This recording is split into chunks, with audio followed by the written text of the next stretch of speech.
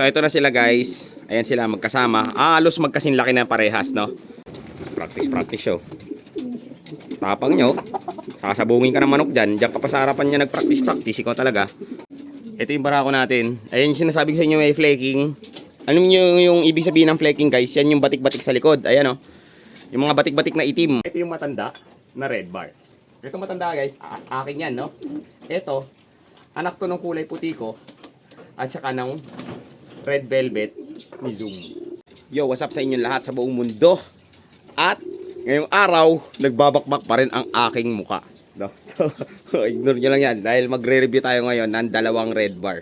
No, dalawang red bar na magkapareho pero magkaiba. Yeah, simulan na natin. So, nandito yung isang red bar guys. Ito yung pinakabata. Tapos, i-compare natin siya dito sa dun. Diyan, sa red bar na matanda. Yan, diyan natin siya i-compare, no? So, paspasan na natin to guys. Huwag na natin patagalin. Dukutin na natin yung dalawa. Wait lang. May papakita muna ako sa inyo saglit. Bago natin dukutin, no? Dami ko pa ekik no? So, medyo sumisikip na ulit dito sa ating loft. Kaya, papakita ko muna sa inyo yung setup, no? So, gumawa na tayo ng bagong, dito guys, ayan. No? Ito na yung bagong paa. Tatanggalin natin yung tukod na yon para ito na yung magiging tukod niya para hindi na siya malug-alog. Tapos gumawa din si airpods ng hagdanan hanggang doon sa pinakamataas na patas. Boom! Panis! Para magagawa natin tong mapinturahan etong pader. No? Pipinturahan kasi natin tong pader na to. Pero una, skim coat muna natin yan. Pagkatapos natin skim coat, saka natin pipinturahan. No? So ano kaya magandang kulay, ang magandang ipintura dyan guys, no? So meron tayong available na kulay green. Kulay green yan guys, yung pinampintura ko sa bubong. Tapos ito yung mga inakay natin. Medyo malalaki na rin. Ayan sila oh. Malalaki na. No? So ganda. Hindi ko nakita na sinusubuan. Balik na tayo dito sa dalawang red bars, no? So ito yung una kong kinuha, ito yung matanda na red bar.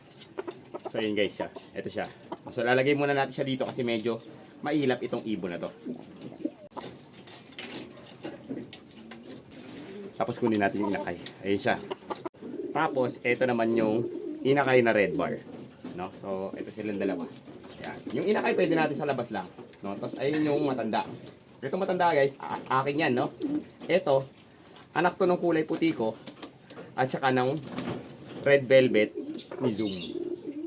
Di mo kilala si Zoom, no? Yan, di ka kasi nanonood, no? So, ito silang dalawa, guys, no? So, gusto niyang bumalik sa kulungan, eh. So, makikita nyo, guys. Napansin nyo ba kung ano yung kaibahan na itong dalawa? No, halos magkasing laki lang din. Ngayon, katapos ito, partida, bata pa. Halos parehas din ang tayo yan, guys. No? Kasi ito, kalinya na ito yung puti. Ito, kalinya niya ito. Kalinya niya yung nanay na itong red bar na to. No? Kaya halos parehas sila ng tayo. Ayan. O, di ba? Anong linya ba na ito? Siyempre, linyang mastong. Pabugang mastong yan, boy. Tapos parehas din sila may flaking. Guys, kasi ito, dalawang base color to. Ang karga nito. Ay, may flaking siya sa buntot. Dadami pa yan. Kaparehas noon, may mga flaking din. Tapos parehas silang barako. Tsaka halos parehas din yung build ng kanilang ulo. Practice show. Tapang nyo. Kakasabungin ka ng manok dyan. Diyan ka pa sa harapan niya nag-practice. Ikaw talaga. Ito yung ano natin, inakay. So makikita nyo guys, no? Kagandang inakay nito. Ito yung barako natin. Ayun yung sinasabi ko sa inyo may flaking. Alam nyo yung ibig sabihin ng flaking guys? Yan yung batik-batik sa likod. Ayan o. Yung mga batik-batik na itim. Yan po yung flaking. At meron din tong maliit na to. Itong young bird. Ayan o. Meron din siyang batik-batik. Hindi yan kuto guys. Flaking po ang tawag dyan, no? Tapos dadami pa yan habang umiidad. Kasi tumatagos yung blue base color sa ash red, no? So although dominant yung ash red na kulay, ay tumatagos yung ibang base color. Kagaya ng brown. Tatagos yung brown. Tatagos yung blue. So ito yung ash red na, ayan yung red bar natin. Tapos ito yung red bar din natin to, no? So ano kaya kung pagtabihin natin sila sa loob ng kulungan? So ito na sila guys. Ayan sila magkasama. Halos magkasing laki na parehas, no? So syempre matanda tong isa, barako yan. Tapos barako din naman to, yung inakay. Lalaban yung inakay, oh. Oh, di ba? Papalagyan, boy. no? So, ayan. Siyempre, mas matanda yon, mas bulky yung build niya, mas strong na yung build nung matanda. Pero yung inakay, malaki potential nito guys. Ipapalag natin to, ilalaban natin to sa ibang mga red bars din, no? So, dalawa red bars natin dito guys. Ang kaibahan na itong dalawang to, sasabihin ko na sa inyo guys, no, halos pareha sila, no? Medyo mas malaki lang talaga yung pattern nito, yung bar pattern niya. Ayan, yung sa windshield pattern. Kaysa dito. Pero mas matingkad yan. Kasi matanda na siya, no? Maglulugon pa to, titingkad pa to yung inakay. Pero ang pinakakaibahan nitong dalawang to, wait lang guys, no? Sipatin kaya natin muna yung ulo. Ikaw ba nagmamadali, no? Sipatin muna natin yung ulo guys, no? Para mapakita ko sa inyo. Tapos may close up natin pag tatabihin natin yung dalawang ulo ng kalapate, no? So guys, pagdating sa ulo, halos pareho sila ng build, no? Siyempre, kasi gusto ko yung gantong build eh. So, yung pagtimpla natin sa ibon, ine-estimate ko na umayon sa gusto kong build. Kaya yung mga kalapati ko dito halos magkakamuka. Although may mga materialis tayo na galing sa iba, mas ang lumalabas kamukha ng gusto ko, no? Kaya hindi kayo makakita ng masyadong ibang forma ng ibon. Halos magkakamuka yung mga kalapati dito sa akin, no? Kasi ganyan yung tinatarget ko na muka ng ibon, no? So although hindi siya pang best o pang champion na build, ay wala, ganun yung trip ko eh. Hindi yun excuse guys ha, trip ko kasi yun. So makikita natin dito sa yung matanda, no? So ayun na, pag side by side silang dalawa, no?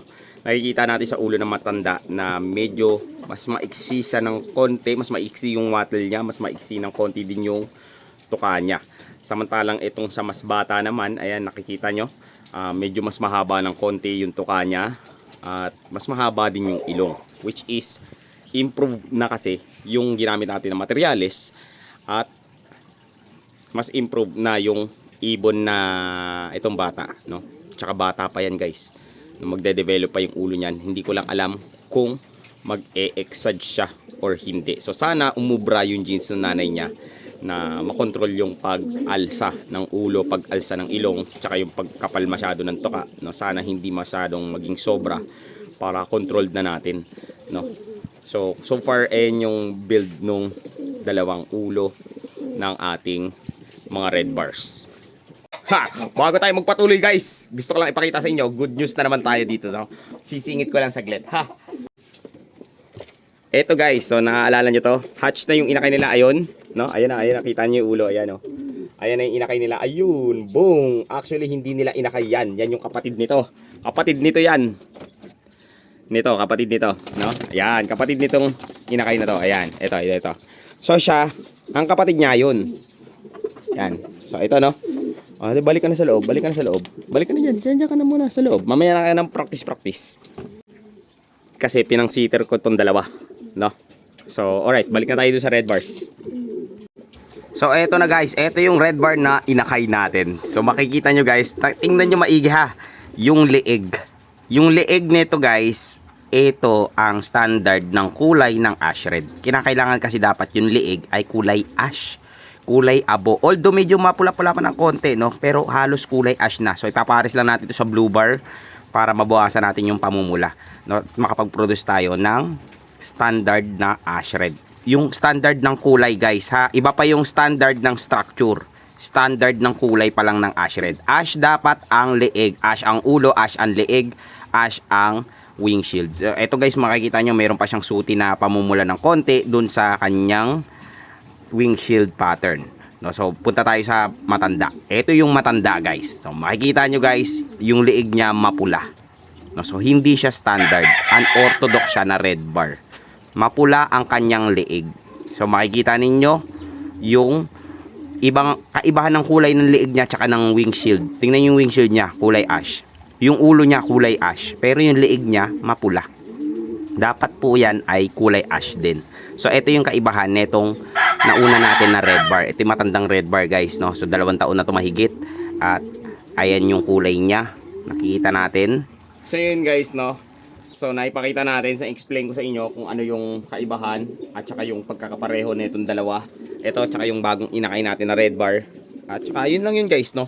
Yung isang red bar natin mapula yung leeg, yung isa naman ay kulay gray. So Yon. Wait lang, habol ko to. Malapit na nga rin pala ito mapisa, no? Yung itlog. So, ginawa ko din silang sitter. Hindi nila itlog yung nililimliman nila ngayon. So, isang pirasong itlog lang kasi yung isa, binasag nila. So, yun na to, hindi pa nagpapares. So, yun lang guys. Hindi ko na papatagalin. Thank you so much sa panonood. Yeah. Yun na. Finish. Tapos na. Ano pa hinihintay mo? Tapos na. Scroll mo na. Ay, ka talaga. Naku, gigil ako sa'yo.